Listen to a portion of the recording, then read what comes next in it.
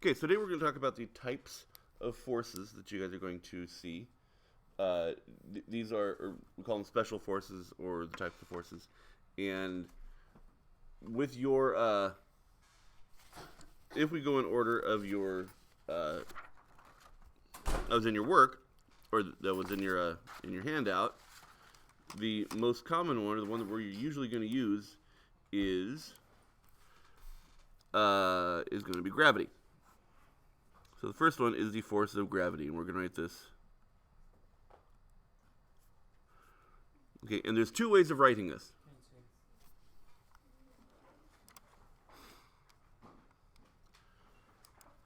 There's two ways of writing this. We can call it the force of gravity, or we can write it mg, and we'll talk about what mg is here in a bit.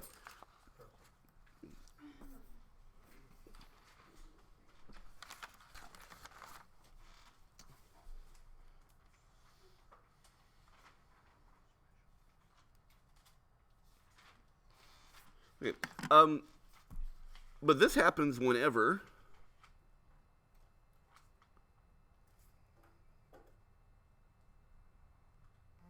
a massive object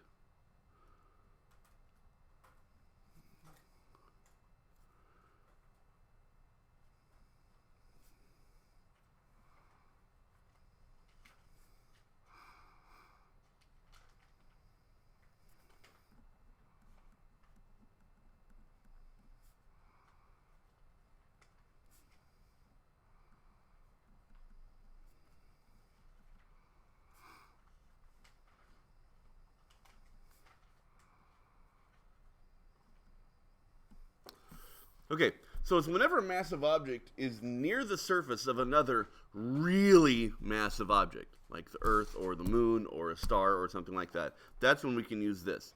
When we're further away, when we're out in space and how satellites move and planets move around each other and around stars, that's a different kind of gravity, and we're going to get to that in a minute. Another term for this is called weight. So when you talk about how much something weighs, you are measuring the force of gravity that is acting upon it. Okay. Does that make sense? Okay, so when you stand on a scale, you are actually measuring the amount of force that the scale has to exert to push against you to keep you from falling into the ground. All right. So that's weight. Now, if we keep that analogy where we have this, okay, we have the surface, and on the surface we have a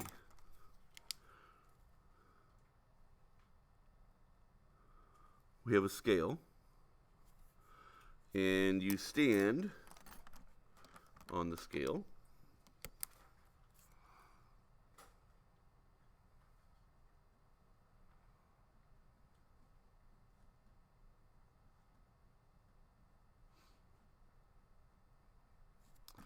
Okay, we're standing on the scale. You're going to have a force of gravity that's pulling you down.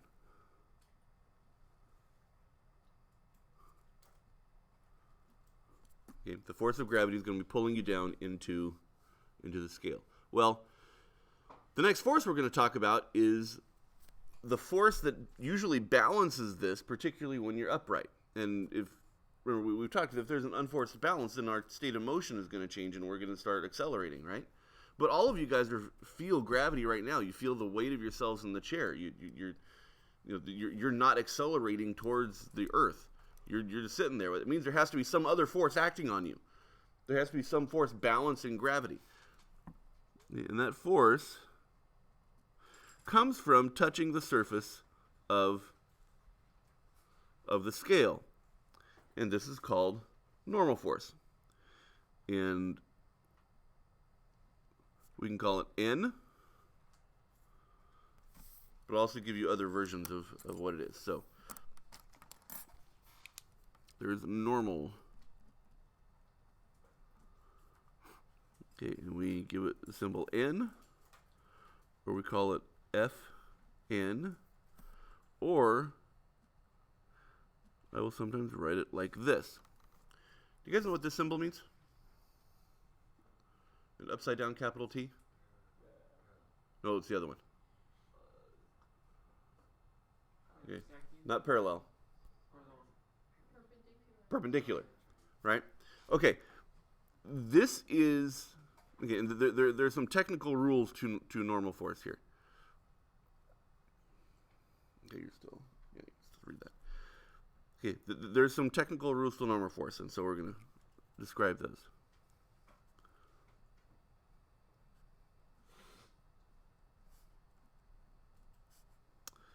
That. Ugly, ugly, ugly, ugly.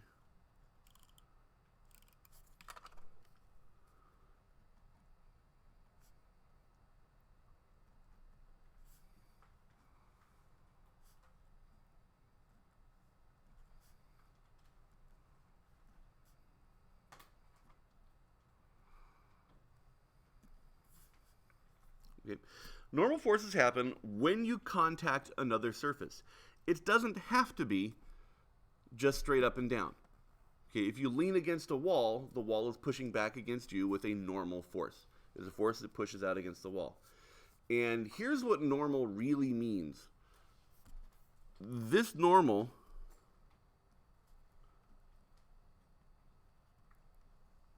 does not mean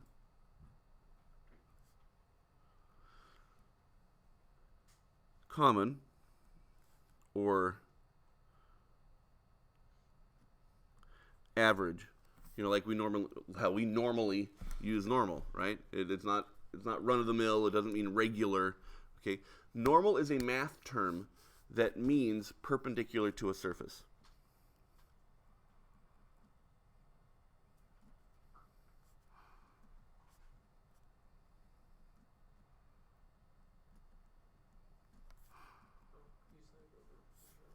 This way? Yeah. Okay. Normal is a mathematical idea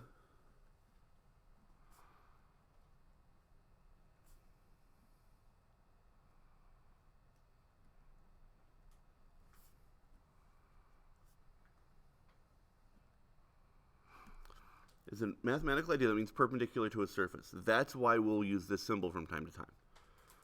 Okay, so instead of, if we just have a line and we have something coming in and it meets at right angles, these two are perpendicular. If we have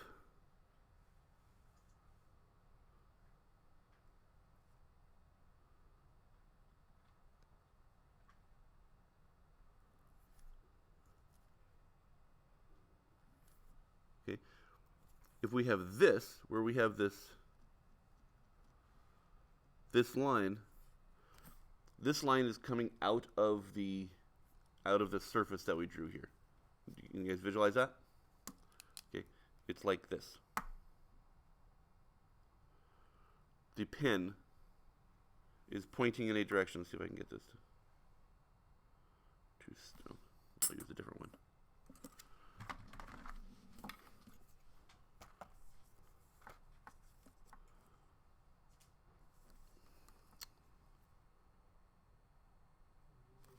Stay there.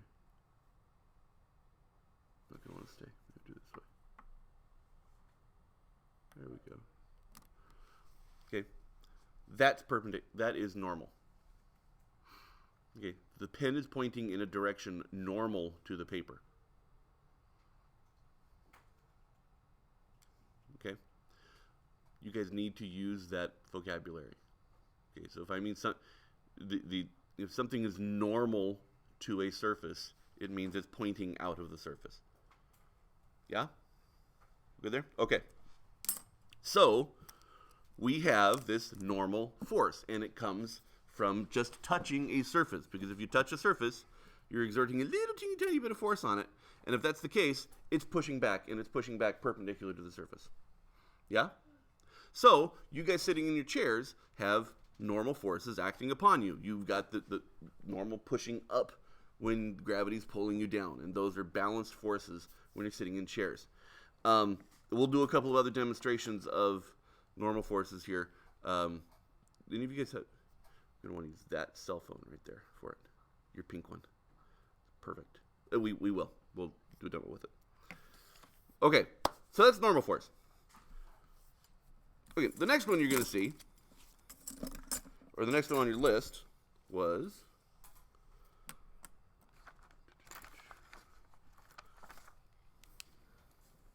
spring force.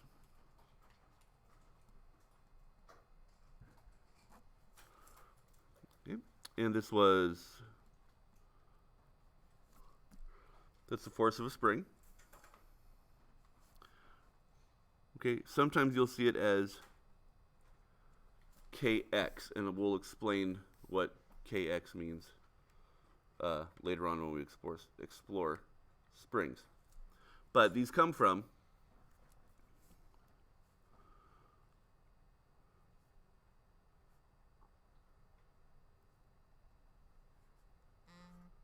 okay, so we have the surface here.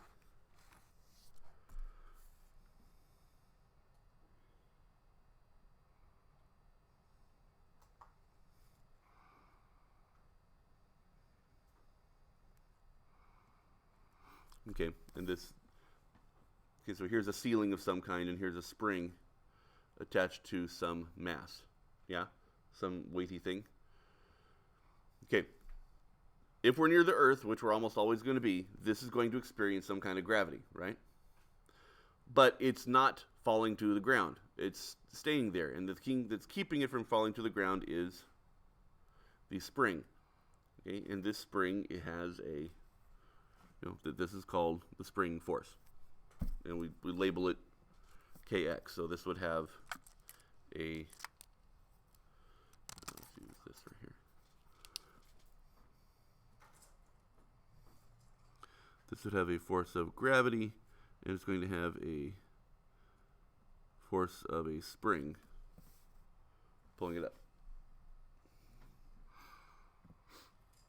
Okay, and that's all it is. And springs can act in other directions, but whenever you have a spring attached to something, it's exerting a force. So the spring force, Fs, is force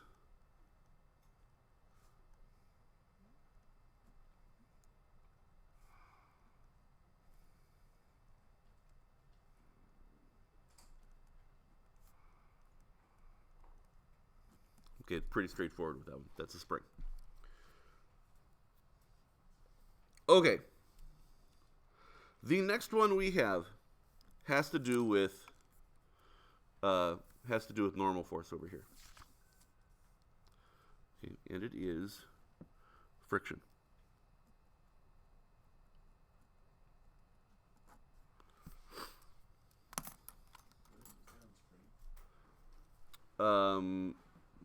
It's a force coming from the attachment of a spring. And I'll try to write more clearly. All right.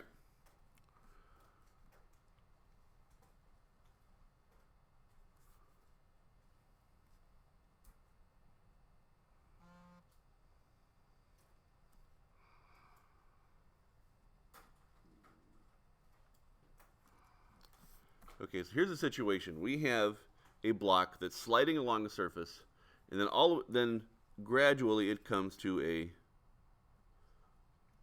stop. Okay, something had to change its state of motion. If it goes from moving to not moving, there is a force acting on it that changes its state of motion. Okay, generally that is friction. This will have experienced a force called friction. I will use, you will see in your work that they use FR for friction.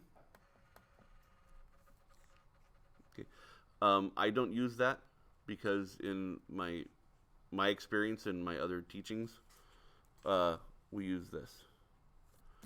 We use a script F. It's kind of like a really squiggly backbone for the F, and then put the line through it. And so it's, okay, this is our friction. Okay. Friction is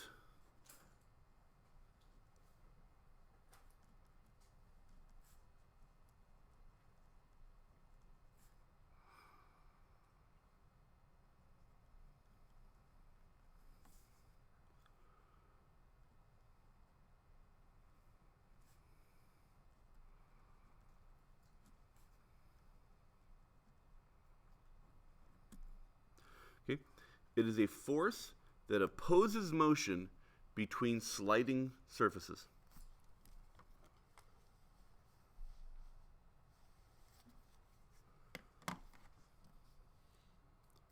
Okay, so to give yourself a demonstration of friction, I want you to put your hands together. Okay. Push really hard. Okay, and we'll wait till everybody finishes writing here. Put your hands together. Okay. Push hard, and then try to slide them past each other. Now, you're capable of doing that, but it's not as if they're not touching. Okay? And not only that, when you do this, what do you feel? Okay? You feel it starts to get warm, it makes some sound. All of these things, which we'll get to in our next unit, all of these things those are forms of energy that is actually getting changed from the motion energy in your hands turned into heat and sound. But those are two surfaces that are opposing each other by sliding, because they're sliding past each other. This happens. You give your book a little shove on your desk, and it will stop because you have two surfaces sliding past each other. Now, what do you think would be easier to slide past each other? Your composition book or a textbook?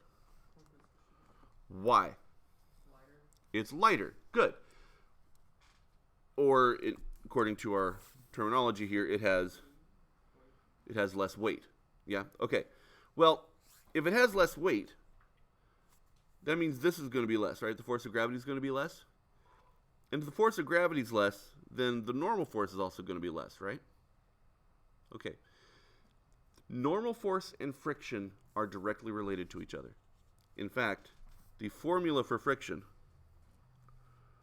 equals this factor called mu.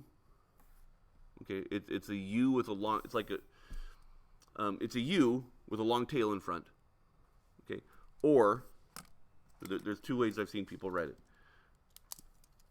You can write it with a U, then put the tail in front, or you're drawing an M again, but instead of angling in, it's kind of a mix between an M and a U, and so which is why they call it mu. Right? So, but the long tail starts out in front. Okay? That's called mu. This is called the coefficient of friction. And let me finish the formula here. It's mu times the normal force.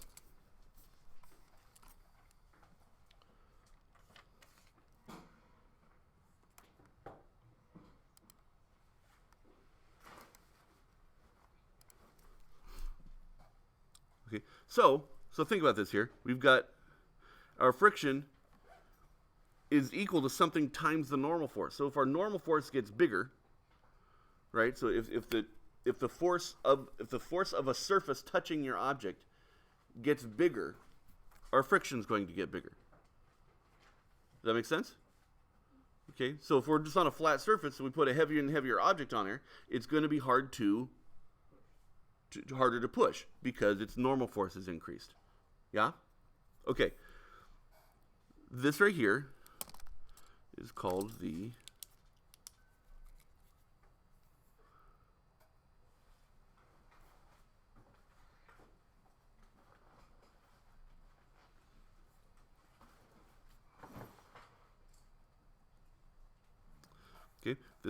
coefficient of friction. Okay, there's no units to it. It's just a number, but it represents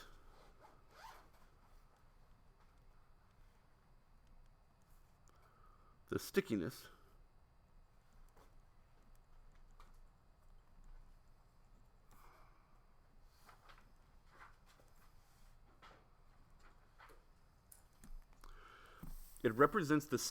of the two surfaces.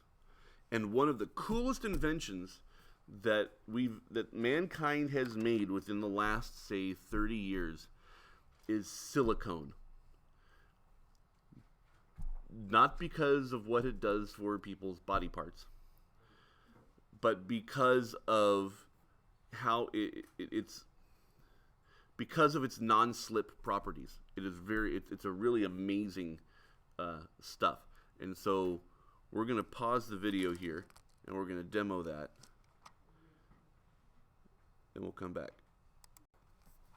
Okay. So if we have, so we can see that the more normal force that we have, the more force of contact that we have pushing into our surface, the more friction it's going to be. But also, this mu is because it represents the stickiness between the two surfaces. You can have some things that are really, really sticky and they won't slide. I think I have a picture. I'll show it up at some point. In fact, I'll edit it into the video. There's a picture that I have of I had one of our high school wide receivers, or one of our wide receivers for football team, had the receiver gloves, the really sticky. I don't know if you've seen those before, with like a solid silicone surface to it. We were able to take that and put it on my vertical whiteboard, and they stayed. Yeah, which is funky. That means that the coefficient of friction was through the roof because the normal force was out of the wall.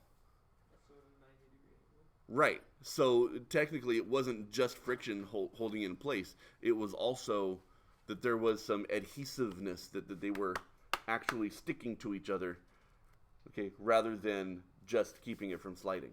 So that's, and it's with the silicone surface. It's pretty crazy stuff. Okay, there's one more that we're going to use a lot, and the other two are going to be kind of, sort of. So we're going to create a new surface.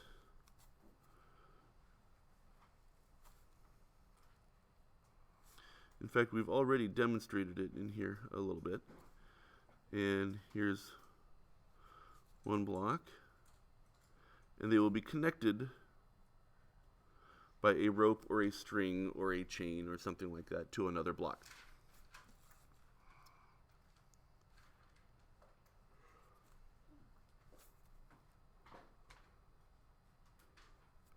All right. And these two forces have, or these two blocks have a force pulling on them. All right? If they're attached by a rope or a chain, okay, or a string, this string carries the force through it to act on the other one. So, if this force is pulling this way, it carries through the string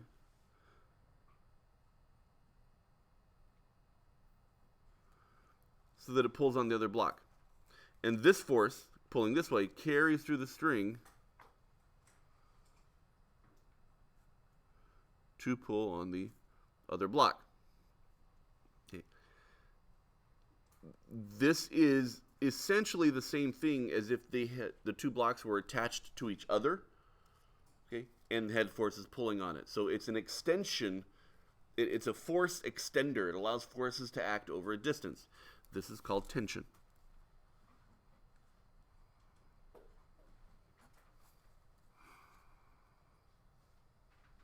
Okay, and we can either call it, I will almost always use T for tension, but you can use we can do force of tension also.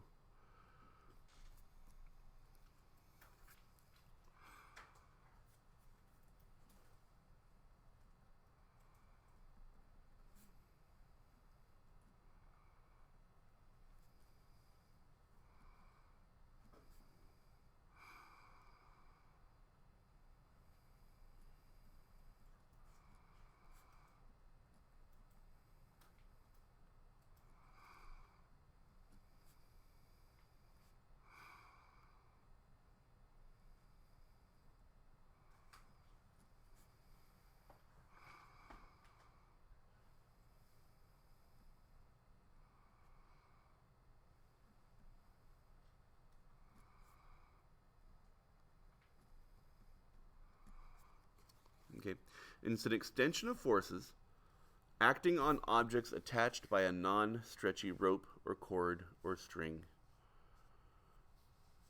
Okay? And you guys have felt this before. If somebody pulls on a rope, okay, and then the rope pulls on you, okay, you've experienced the tension. And that's the tension in the rope is the amount of force that gets that gets transmitted through the rope.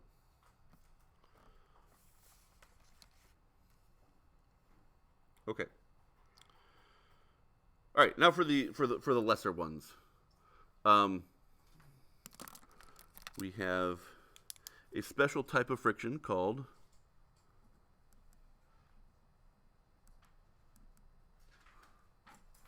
air resistance.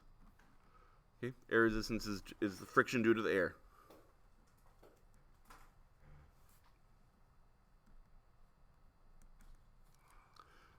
Okay, and you guys can feel this if you wave your hand. Okay, wave it in the air. Wave it like you just don't care. Okay, and you'll feel the air pushing past. That it takes a little bit more work. If you've ever ridden your bike somewhere, you know that air sucks because you don't get to go as fast as you want to. All right, so that's in fact that's pretty much the only resistance to you moving your bike is air resistance. Air resistance, we use force of air is the term that we use for it. Okay, and there's some factors with this. It increases.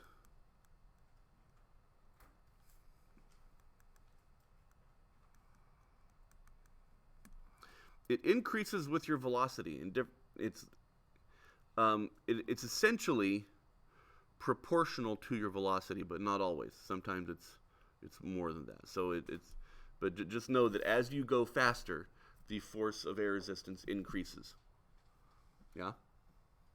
Okay. To a point where it will increase to a point where you will then have a constant velocity.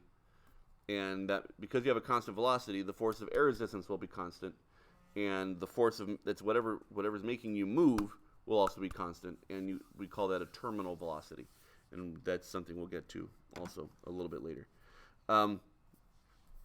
The other one is the force that we will use whenever we do something. It's called applied force.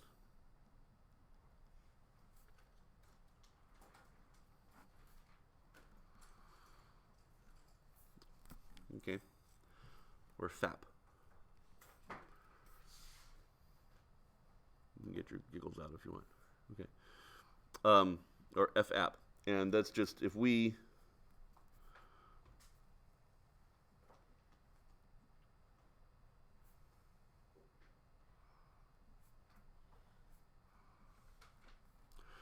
and that's the force exerted by us. If we push on something, if we pull on something, if we ourselves affect a change in something, if we create a tension in the rope, if we throw something, all these are forces, are applied forces that aren't naturally occurring forces. All right, so those